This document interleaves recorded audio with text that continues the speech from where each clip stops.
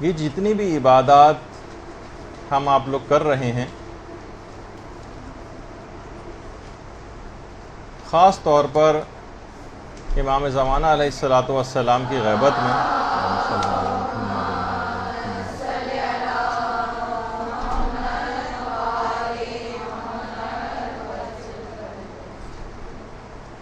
اس کی جتنی اہمیت آج کل کے دور میں ہے اور جتنا زیادہ ثواب اور فضیلت آج کل کے دور میں ہے، اس کے متعلق آیت اللہ بہجت یہ فرماتے تھے کہ زمانہ غیبت میں عبادت کرنے کا جو ثواب اور فضیلت ہے وہ امام زمانہ کے ظہور میں عبادت سے بھی زیادہ ہے۔ یعنی جب خود امام موجود ہوتا ہے اس سے بہت سی چیزوں میں بڑی ڈھارس رہتی ہے، بہت ساری باتیں ایسی ہوتی ہیں کہ مومن کے دل کو ایک تقویت رہتی ہے، لیکن جب کوئی بھی شخص اپنے امام سے دور ہوتا ہے، یعنی فزیکلی امام اس کے سامنے موجود نہ ہو، ان سے رابطہ کرنا اس کے لیے ممکن نہ ہو، تو پھر بہت ساری چیزوں میں اور خاص طور پر عبادت کرنے میں اس کے اعمال میں بہت سی کمی واقع ہونے لگتی۔ تو بڑی اہمیت والی بات ہے کہ آج کل کے دور میں اگر آپ اپنی عبادات کو اور اپنے شرعی وظائف کو آپ پورا کرتی رہیں گی تو بہت شرف اور فضیلت کی بات ہے، اور اس سے بھی زیادہ ہے کہ جو زمانے عصر ظہور میں آپ کریں گی۔ اور دیکھیے، ہمیں یہ چاہیے کہ اپنے معمولات زندگی میں سے جتنی بھی مصروفیات کیوں نہ ہوں، 10 منٹ کا تو ٹائم آدمی نکال ہی سکتا ہے، اور نمازوں کو تاخیر میں نہ ڈالے اور اپنے کاموں کو روک دے، اور 10-15 منٹ کا ٹائم اول اوقات میں یا اوقات فضیلت میں ضرور نکالے نمازوں کے لیے۔ اپنے کسی بھی دنیاوی کاموں کے سلسلے میں نمازوں کو تاخیر میں نہ ڈالے۔ اسی لحاظ سے دیکھیے، صرف پچھلی مرتبہ سعودی عربی کی مثال آئی تھی کہ وہاں پر دکانیں اس لحاظ سے بند ہو جاتی ہیں، بہت سے عرب ممالک میں بھی بند ہو جاتی ہیں۔ خود ایران میں اکثر دکاندار جو اس بات کے اول وقت میں نمازوں کو پڑھنے کے شیدائی شوقین ہوتے ہیں، وہ بھی اپنی دکانوں پر اس طرح سے کہ نماز کا وقفہ جو ہے وہ دیا جاتا ہے، اور اس طرح کے کچھ بینرز لگا دیے جاتے ہیں اور لوگوں کو نماز کی طرف راغب کرنے کے لیے۔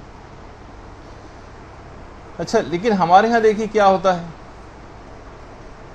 بس یا ٹرین میں انسان کوئی سفر کر رہا ہو اور نمازوں کا وقت نکلا جا رہا ہو تو کوئی بھی شخص اس بس کو رکوانے پر اصرار نہیں کرتا۔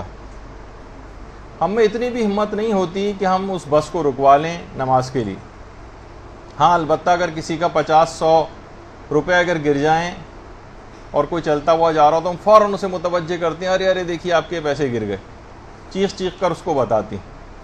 لیکن کسی کی کوئی نماز قضا ہو رہی ہو، نمازوں کا وقت نکلا جا رہا ہو، کسی کو کوئی پرواہ نہیں۔ اس کے معنی یہ ہیں کہ اس کی 50-100 روپے کے برابر بھی اہمیت کا احساس لوگوں کے دل و دماغ میں نہیں۔ اصل بات یہ ہے کہ جو نیک اور نمازی افراد ہیں وہ اپنا کام صحیح نہیں کر رہے ہیں۔ دیکھیے، کہا جاتا ہے نا کہ صرف چند سگریٹ پینے والے پورے ماحول کو دھوئیں سے آشنا کر دیتے ہیں، اور چند صرف اوباش اور غنڈے نما پورے محلے کی فضا کو مقدر کر کے رکھ دیتے ہیں اور امن و امان کو تباہ کر دیتے ہیں۔ لیکن جو نیکوکار افراد ہیں، وہ جو نمازی ہیں، وہ جو پرہیزگار ہیں، یہ اپنے ارد گرد کے ماحول کو خدا سے آشنا نہیں کرتے۔ یہ اس کے لیے صرف اپنی عبادت میں لگے رہتے ہیں خالی۔ یہ دوسرے افراد کو اس کی ترغیب نہیں دیتے، اس کی طرف بلاتے نہیں ہیں، اس کے کوئی ایسے اقدامات نہیں کرتے ہیں۔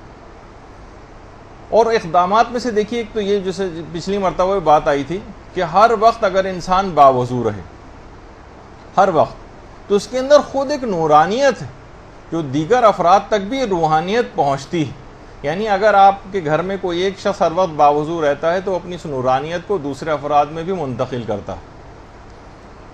تو بہت سی احادیث میں بھی یہ بات آئی ہے کہ جس طرح تم زندگی گزارو گے اسی طرح تم کو موت آئے گی، جس طرح بھی تم زندگی گزارو گے اسی طرح تم کو موت آئے گی۔ دیکھیے ہمارا المیہ کیا ہے آج کل کے دور میں.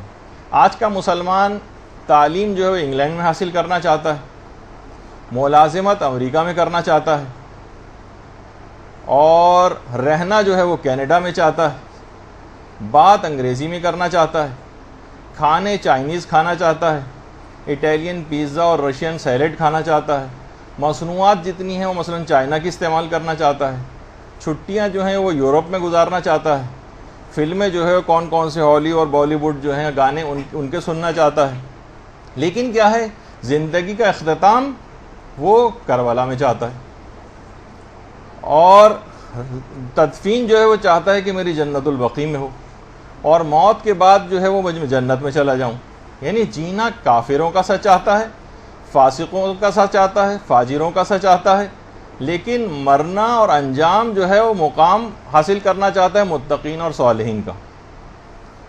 دنیا میں زندگی اسلام مخالفوں کی طرح سے گزارنا چاہتا ہے, بے نمازی بن کر, جس طریقے سے جو اور احکامات شریعت سے لاپرواہ افراد ہیں ان کی طرح سے زندگی گزارنا چاہتا ہے, اور موت اہل ایمان کی طرح سے چاہتا ہے.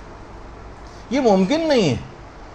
جیسی زندگی اس نے گزاری ہے ویسی ہی اس کو موت آئے گی. یہ جو حدیث ہے نا آپ کے سامنے, جیسی تم زندگی گزارو گے ویسی تم کو موت آئے گی, اور جس انداز میں تم کو موت آئے گی اسی انداز میں تمہارا حشر ہوگا, اسی انداز میں تم قیامت میں اسی طرح سے اٹھائے جاؤ گے. تو دیکھیے اگر ہم زندگی گزاریں گے باوضو ہو کر, ہر وقت کوشش کریں کہ باوضو رہا جائے, تو ہمیں نمازوں کی معراج ملے گی.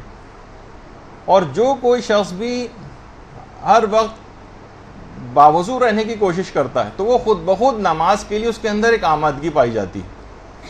ایک فائدہ یہ ہوگا جو ہماری نماز سے مربوط ہے, اور خدا اگر اس دوران وہ مر گیا تو خدا اس کو شہید کی موت بھی نصیب کرتا ہے, شہادت ملتی ہے, جو کہ وضو کی حالت میں اس دنیا سے جاتا ہے. اچھا دیکھیے بہت سارے ہمارے, جیسے میں نے ابھی کہا نا کہ ہم جو ہیں جو نمازی ہیں, پرہیزگار ہیں, باوضو رہنے والے افراد ہیں, یہ دوسروں کو ترغیب نہیں دلاتے, جس کی وجہ سے لوگوں میں نیکیاں پھیل نہیں رہی. برائی کرنے والے برائیوں کو بہت زیادہ پھیلاتے ہیں.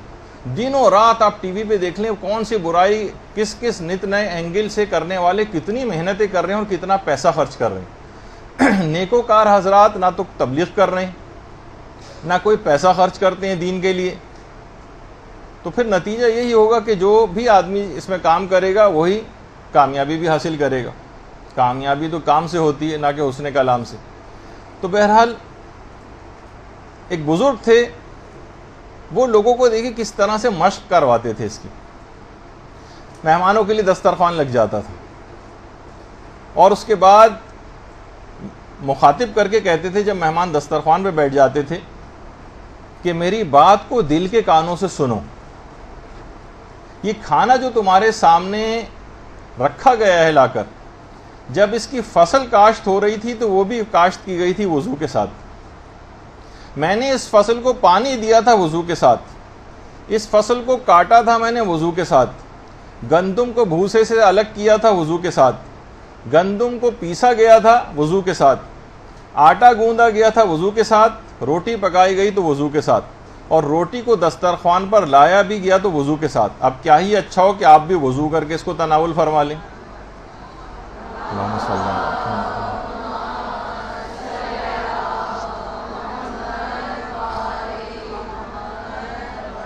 تو دیکھیے اس طرح سے انہیں مختلف حکایتوں کے اندر ملتا ہے کہ نیکوکار افراد کس کس طرح سے اس سلسلے میں کام کرتے تھے, اقدام کرتے تھے, لوگوں کو رغبت دلاتے تھے.